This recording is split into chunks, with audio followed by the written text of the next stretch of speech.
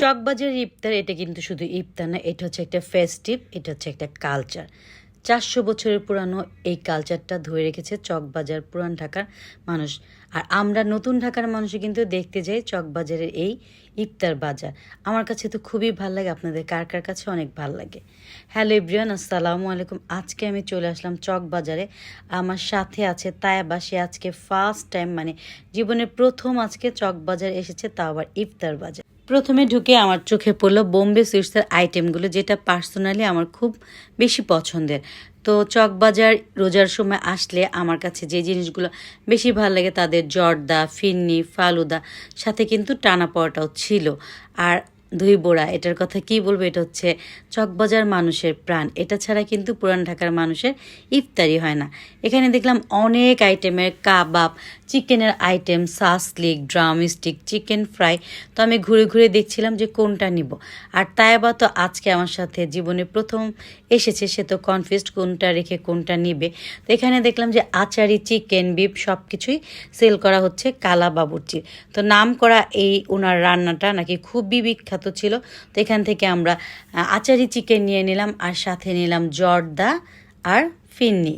তাই বা তো মহা খুশি এগুলো নিয়ে। তো আমি দেখছিলাম যে আর কি নেওয়া যায়। নানগুলো না দেখতে এত বেশি লোভনীয় ছিল, মানে মনে হচ্ছিল যে কোনটা রেখে আমি আজকে কোনটা নিব।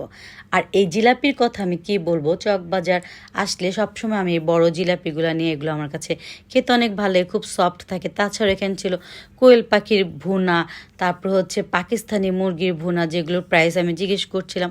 কোয়েল পাখি ছিল 70 টাকা করে, আর পাকিস্তানি মুরগির পিস ছিল 300 টাকা করে। তো ভাই আমাকে বলছিল যে কোনটা দিব, বাট এগুলো আমি নিয়ে নিই। ঘুরতে ঘুরতে আমরা চলে আসলাম সেই বিখ্যাত শিক্ষিত খাসির দোকানে, যেখানে তারা অনবরতেই বলছিল যে এখানে বড় বাপের পোলায় খায়, ঠোঙ্গা ভরা লইয়া যায়। তো দেখলাম যে শিক্ষিত খাসির ভাইয়ের সাথে আমাদের দেখা হয়ে গেল। আর ভাইয়ার ব্যবহার না এত আন্তরিক, সে তাইবাকে বোঝাচ্ছিল তার খাসিগুলা কিসের জন্য শিক্ষিত। তার খাসি নাকি স্কুল কলেজের মাঠের ঘাস খেয়ে খেয়ে শিক্ষিত হয়েছে, আর তাইবাও তার সাথে একটু শিক্ষিত হবার চেষ্টা করছিল।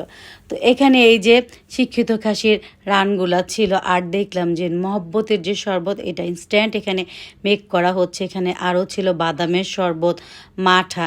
তো আমার কাছে এগুলো অনেক ভাল লাগে, আমরা এখান থেকে বাদামের শরবতটাও নিয়ে নিলাম। আমার পার্সোনাল অপিনিয়ন, আপনারা চকবাজার ইফতার কিনতে আসলে তাদের ঘুগনিগুলো অবশ্যই ট্রাই করবেন। ঘুগনিগুলো না অনেক মজা থাকে। এখানে আবার দেখলাম নানান রকম ফল কেটে একদম প্লেটে প্লেটে সাজিয়ে রেখেছে, যেটা আমার কাছে খুবই ভালো লেগেছে। আমি কিন্তু আজকে দই বড়াও নিয়েছিলাম। এদিকে আবার দেখলাম সুতা কাবাব, যেটা খুবই নাম করা। তো তাইবা জিজ্ঞেস করছিল যে সুতা কাবাবের কেজি কত করে, এখানে চাচ্ছিল 1200 টাকা কেজি। তো সুতা কাবাবের দাম শুনে তো তাইবার দম যায় আর আসে, বলে এত দাম আমি কিভাবে কিনবো। তো আজকে আপনাদের কার কার কাছে আমাদের ভিডিওটা ভালো লাগলো অবশ্যই কমেন্টস করে জানাবেন। আল্লাহ হাফেজ।